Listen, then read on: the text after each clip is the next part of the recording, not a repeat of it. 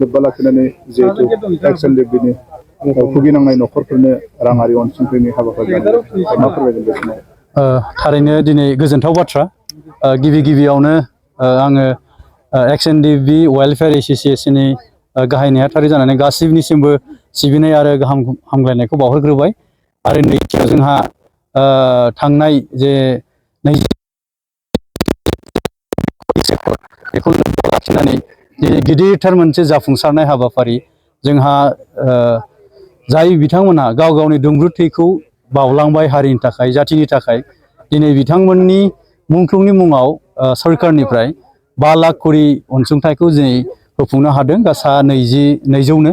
दिनै बिनि थाखायनो जोङो दिनै एक्स एनडिएफबि वेलफेयार आरो गासै जोंनि मुंख्लं नखर आरो गासैबो एक्स एनडिएफबिनि जानानै जोंहा बिटिआरनि चिफ सार प्रमद बर' सारनो जों एक्स एनडिएफबि जानानै जोङो सिबिनाय आरो खुलुमनायखौ बावहरग्रोयो।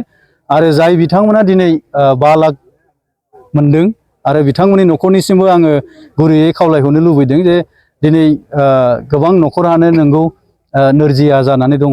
दिनै बिथांमोननि थाखाय बे 5 लाख राङा गोबां मदद जागोन आरो बे 5 लाख रांखौहाय जेन मोजां खामानियाव बाहायो आं बेखौबो फेमिलिफोरखौ रिक्वेस्ट खालामहरदों। आरो दिनै गोजोननाय बावनांगोन जों एक्स एनडिएफबिनि हिसाबैबो जोङो गोजोननाय बावहरदों जोंहा बिटिआर सरकार, आसाम सरकार आरो भारत सरकारनिसिम।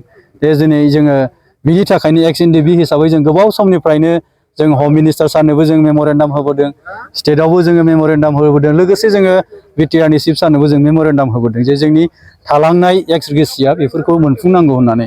थिग बेबायदिनो दिनै गनानै दिनै सा 200नो बे चेकखौ होनो हाबाय। बे सक्षम हिसाबै बे बिराद गिदिर जोंनि थाखाय एक्स एनडिएफबिनि थाखाय जाफुंसारनाय आरो बिनि थाखायनो जोङो गोबां धन्यबाद बावहरबाय। गोजोनथोंसै।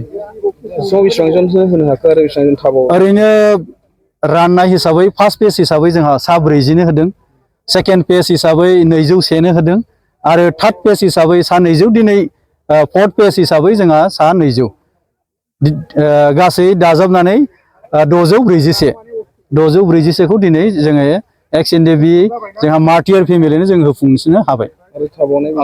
थाबावनाया जोंहा दासिमबो 3111 दङ।